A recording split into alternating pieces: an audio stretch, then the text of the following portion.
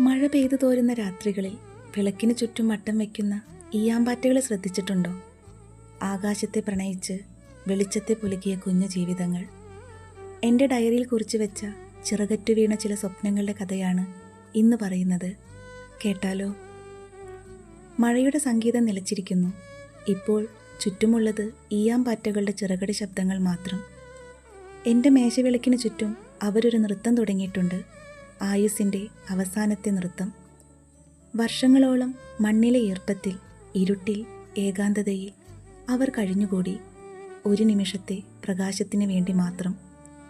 നമ്മൾ പലപ്പോഴും പറയാറുണ്ട്, എന്തൊരു കഷ്ടപ്പാടാണ്, എന്തിനാ ഇങ്ങനെ കഷ്ടപ്പെടുന്നത് എന്നൊക്കെ. പക്ഷേ ആ കഷ്ടപ്പാടിനൊടുവിൽ വിരിയുന്ന ചിറകുകൾക്ക് ഒരു പ്രത്യേക സൗന്ദര്യമുണ്ട്.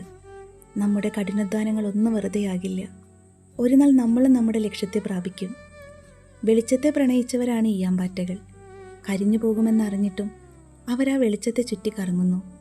ലോകം ഇതിനെ വിഡ്ഢിത്തം എന്ന് വിളിച്ചേക്കാം, പക്ഷേ ഞാനിതിനെ ധൈര്യം എന്ന് വിളിക്കുന്നു.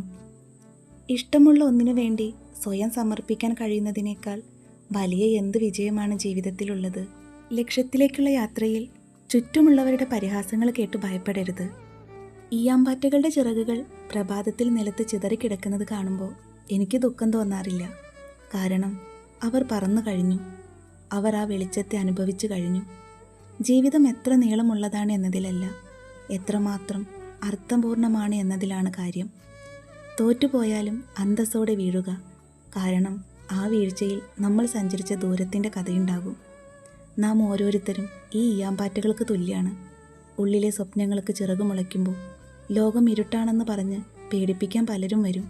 പക്ഷേ മുന്നിലുള്ള വെളിച്ചത്തിൽ മാത്രം കണ്ണുനട്ട് ഒരു നിമിഷമേ ഉള്ളൂ എങ്കിലും ആവേശത്തോടെ പറക്കുക.